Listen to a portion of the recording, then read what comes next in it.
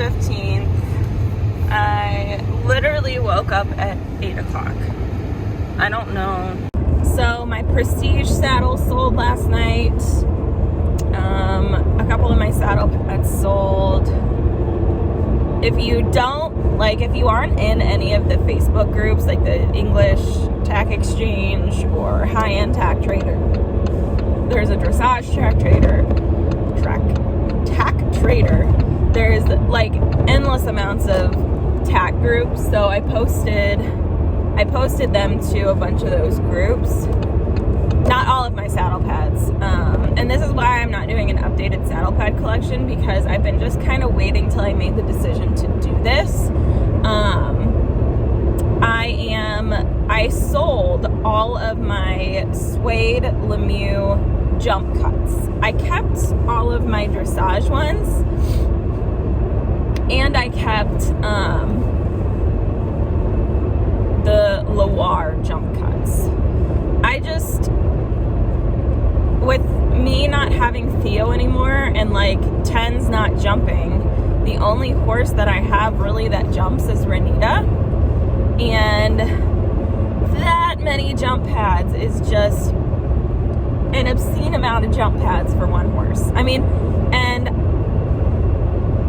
I know that's like very hypocritical coming from me, but my thought was, okay, I really have been enjoying a lot of these new collections coming out from PS of Sweden, Equestrian Stockholm, and since the majority of the time I'm in my dressage saddle, I'm just gonna replace the pads that I purchased for jumping with dressage pads. So unless there's a like really amazing color that comes out in the suede of the Lemieux, I'm just not buying them anymore.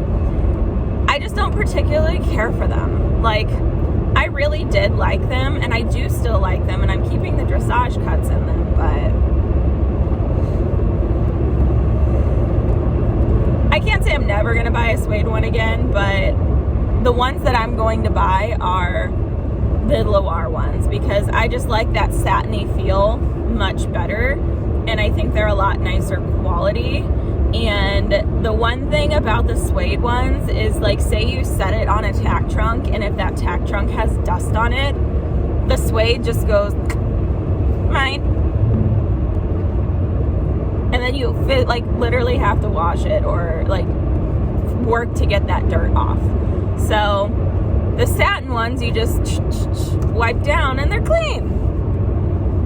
So that is the plan, and why I'm selling all of my Lemieux suede jump cut. I think I have like 2 left. As of right now, this is the 16th at 8:39 in the morning. So yeah, I'm still waiting for my Schliza to sell. I've got a bunch of interest in it, so I think it'll sell this week. I do actually think my tack trunk of Dreams is selling too. I've got a couple people of interest in it. So my other one did sell to my friend. I'm just waiting for her to come pick it up. So I'm kind of excited to get all that crap out of my garage. I mean, and the reason, like, truthfully, I'm like, okay, so it's really devastating to sell that trunk, because I really, really love that trunk. That trunk was like custom made for me, obviously, and I like have some serious attachments to it, but it's literally just sitting there. It's not being used, and I truthfully have no intentions of leaving Lake St. Louis stables. And even if I ever did, when I was looking at barns to move to when I was leaving Devonwood, not many places can fit that size of a trunk. So that's kind of where I was at. I was like, I'm not gonna have anywhere else that I can put this. So what would have to happen is, if I moved, I would have to then, wherever there is a location that would allow something like that, have one rebuilt. So Zeke's pre-purchase exam, I have a $1,100 $1,200 vet bill that I have to pay for, and then all the 3 horses had all of their injections and everything, so that was like obscenely expensive because he had his coffin joints and hocks done. 10 has had his SI, and Renita had her hocks. So that was 3 different vet visits, 3 different farm calls, and lots of money in injections. So I wouldn't be surprised if that vet bill is close to $3,000 or more. So I'm going to be paying that one off for a while.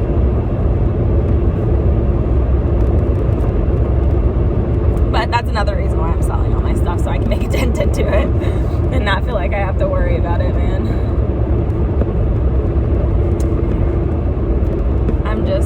I just paid off my homestead vet bill, which was like, I think that was like $1,200 too. And for those people thinking that like this is all like hunky-dory and fun, like, I mean, horses cost a crap ton of money. They're not cheap at all. They're so expensive. But I've got a bunch of horses to ride today. I think I'm riding 7 horses. 6 horses. 6 or 7 horses, because 3 of them are mine. I really wanted to get on Zeke, and I haven't ridden any of my horses since, I don't know, Friday. And with my new saddle, I just wanted to ride in it. I'm so excited. I rode in it yesterday, and I love it, of course, obviously. But it was squeaking because it was like brand new, and I need to like oil it. So irritated with this freaking setup for trying to talk to you guys in the morning. Like, this is the routine, and Alex has totally thrown off this routine. I'm so annoyed.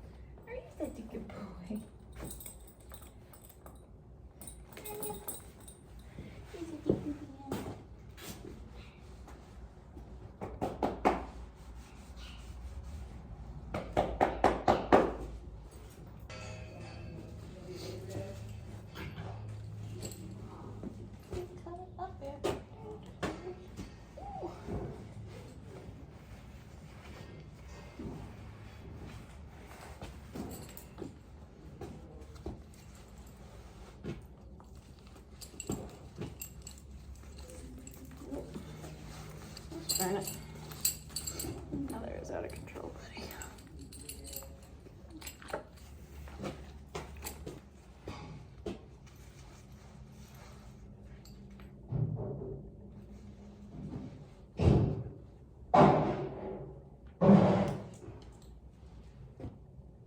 He's like, that thing's weird. When it went here, he was like, like, this new mom is really weird, man. Weird equipment. Yeah. He's like, I mean, I feel a lot better, so that's cool. But she's really weird.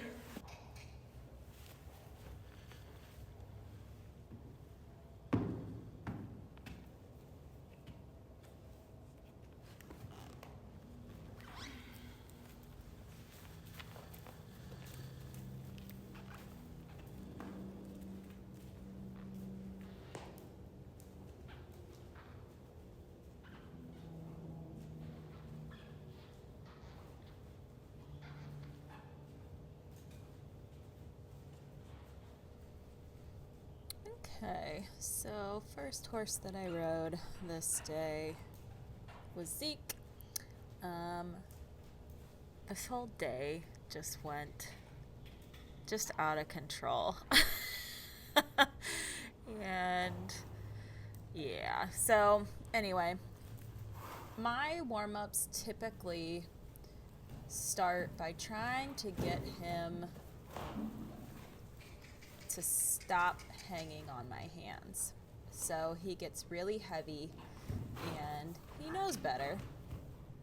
And this is quite a bit more extravagant than he normally acts. So, I mean, all the horses were just crazy this day, but when he's being kind of not the greatest, then I know there's something in the air because he's usually very polite. But this day, he basically just kept hanging on the left rein. So I'd ask him to halt. If when he halted, he kind of rooted against the bit, then I would just keep my hands there, let him run into it, and if he backed up, then he backed up. So that's kind of what you're seeing here is just halt. If he stops and I can bag the reins and he stays there, then I know he's over his top line. If I flex to the left or to the right and he starts backing up, then I know his jaw is not soft. So it takes however long it takes to get this process going. And unfortunately, most of this ride was kind of like that. So once I get him listening and once I get him up and off my hands, yep, so you can see I bag the reins there for a second and he stays. So I say, okay, that's good.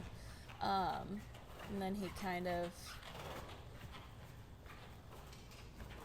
I'm trying to think about what I'm trying to say. But whenever he doesn't release when I try to flex from one side to the other, and when I say flex, I'm basically just closing my fists on the reins and turning my wrist in. If he doesn't give to that, then he's not listening and he's not over his top line or connected with me. So with him, I do a lot of change of speed. So collected trot. Yep, so here I asked for the halt, he came up, and then I flexed him and he said, okay, that's good. And then I pat him and then I sent him forward. He tried to root against the bit. And so I'm just kind of staying here. Little flex right, little flex left. If he doesn't just stand there, then he's not connected with me. And as you can see there, then he goes, I flex left, he comes up. So it's just a send forward, check, send forward, check, send forward, check, because this is a lot of horse to be hanging on your hands.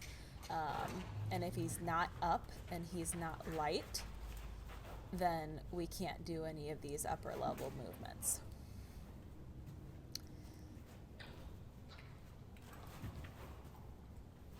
Yep, so I'm just staying there, send him forward, staying there, send him forward. He gets a little frustrated, but I just stay there, send him forward. Yep, once he does what I ask, I pet him and move along. So it's almost just kind of, some days are better than others, and this day it just, yep, so I bag the reins, and he stays there, then I know he's over his top line. I know this voiceover is kind of all over the place, but I just kind of wanted to try and walk you through what my at least warm-up ride is with him. And he can't do a lot of this for very long. So most of this, I'll trot around a little bit and try and get him loose, walk. I mean, a lot of our rides recently have just been walk, halt, forward, walk, halt, forward, doing a move for a little bit, and then taking a break, letting him walk around. Yep, and as you can see there, he had another little moment, but, you know, just move on. He just was super, super stiffed on his left rein this day.